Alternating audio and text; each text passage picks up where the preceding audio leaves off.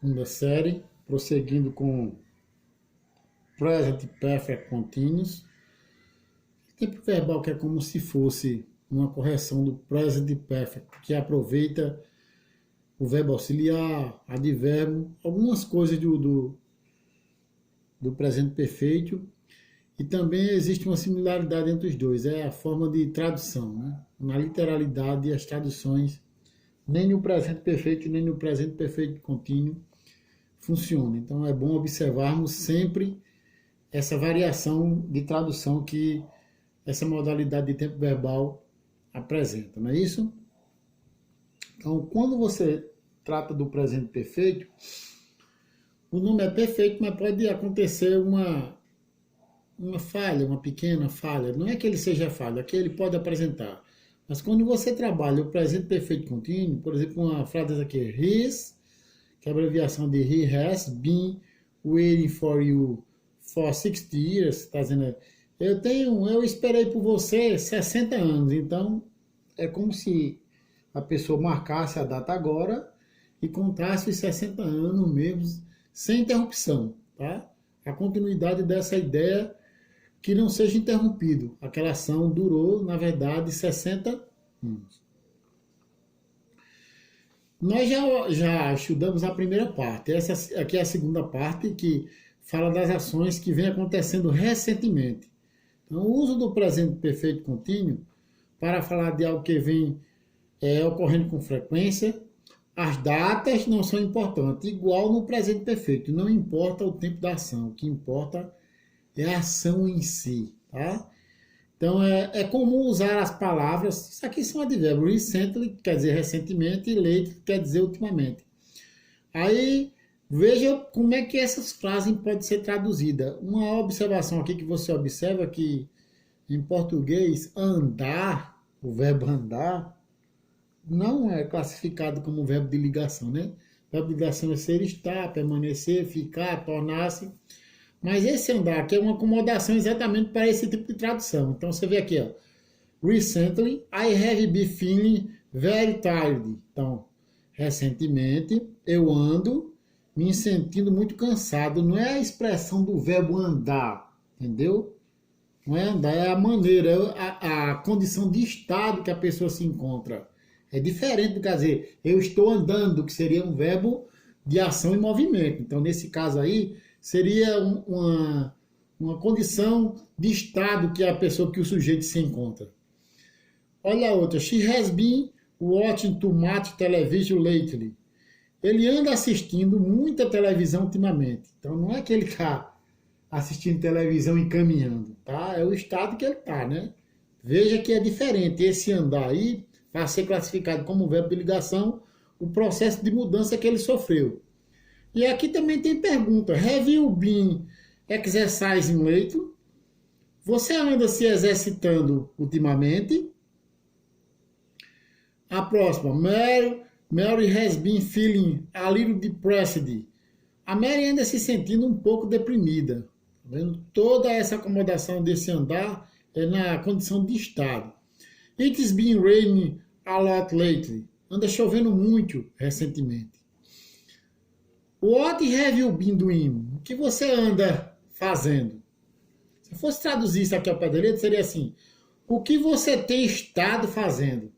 Para uma tradução um pouco diferente, né? O que você tem estado fazendo aí, não? O que você anda fazendo?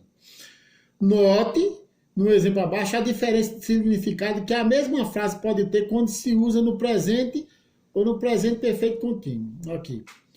Are you feeling alright? Aqui seria o presente contínuo, né? Por que é presente contínuo? Porque aí você não está notando a presença nem do have, nem do been. O auxiliar aqui é o to be, que é o que? O are, ó. Tá? Você está se sentindo bem? Olha a diferença. Aqui você está perguntando se a pessoa está se sentindo bem naquele momento específico. É o agora. Enquanto o presente perfeito contínuo, ele fala de uma ação que vem do passado e chega até o presente. É diferente, né? Essa daí é uma situação só de momento mesmo, só de presente. A outra, have you been feeling alright, né? Ó.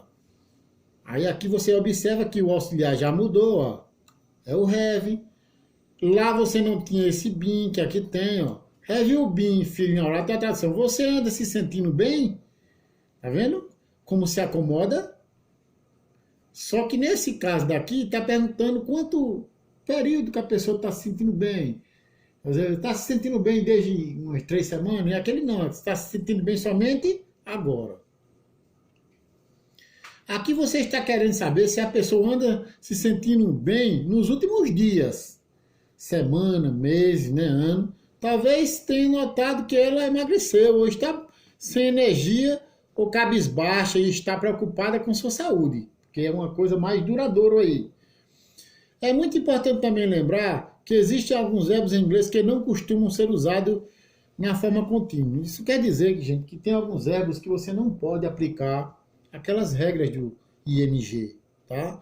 Eles não têm sentido, porque tem verbo que, ao você colocar a regra do ing, ele não vai funcionar como contínuo, ele vai funcionar como gerúndio, que é uma outra coisa, porque o gerúndio pode funcionar como objeto, como sujeito de uma oração, e não para dizer que o verbo, por exemplo, study, estudando, running, correndo, é diferente. Esse daí, quando você pegar uma frase e colocar assim, smoking is not good for health, por exemplo. Se eu fosse traduzir ao pé dele, seria fumando não é bom para a saúde. Mas aí eu faço a pergunta, o que não é bom para a saúde? Fumar. Então, no caso, seria o sujeito. É diferente. Aplica-se a mesma regra, mas funciona diferente. Então, para o contínuo, especificamente, alguns verbos não funcionam nessas regras.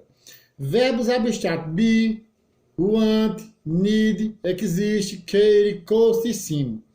Esses não, costumeiramente, não se aplica o ing, porque quando você aplica ing, muda o sentido de NDO. Verbo de posse, como posse, all, belong. Verbo de emoção, like, love, hate, fear. Ainda outros verbos são chamados de mix verbo, podem ou não ser usados na forma contínua. Ele admite duas formações, né? Dependendo do significado. Have, feel, appear, look, miss, think, see, smell e touch. Portanto, não use esses verbos no presente perfeito contínuo. Melhor usá-los somente no presente perfeito. Porque no presente perfeito, esses verbos vão para o particípio. Ou eles vão receber ED, se forem regular, ou vão para aquela lista de verbos na terceira coluna, que são os irregulares, tá? Aí aqui tem, ó, como seria o certo e como é o errado, né? I have been waiting, porque o want está naquela relação de verbos que não pode ser usado. Aqui, ó, tá vendo? Ele aqui, ó. Então você vai observar aqui seria a forma errada. O correto seria colocar I have waited, porque ele é... E assim você vai observando que esses exemplos aqui abaixo sempre tratam de uma maneira que está colocado errado, uma maneira que está certa, exatamente pelo tipo de verbo que você não pode aplicar o ing, mas que pode aplicar naturalmente o particípio nele, que é ED ou a lista de verbos irregulares. Tá? Então esses exemplos aqui, todos eles tratam de verbos dessa natureza, tá bom? Então, para formar a frase negativas ou interrogativa, não tem segredo, você só vai colocar o not, né, como você faz, depois do have ou do has, né, e colocar aqui, ó, por exemplo, Lisa has not been practicing her English. A Lisa não anda praticando seu inglês. Então, depois do auxiliar, que é o has, colocou o not. A mesma coisa aqui, depois do have, que é o auxiliar, veio o not. Se estivesse abreviado, seria hasn't. Se estivesse abreviado de baixo, seria haven't. Tá? Então, todas essas frases aqui têm esse tipo de colocação de frase interrogativa ou negativa, né? Já estruturado direitinho com been, com verbo com ing. Para isso, você já aprendeu no outro assunto, passo contínuo, a revisão completa das 7 regras do ing. Tá bom? Então, minha gente, eu estou encerrando essa parte desse conteúdo.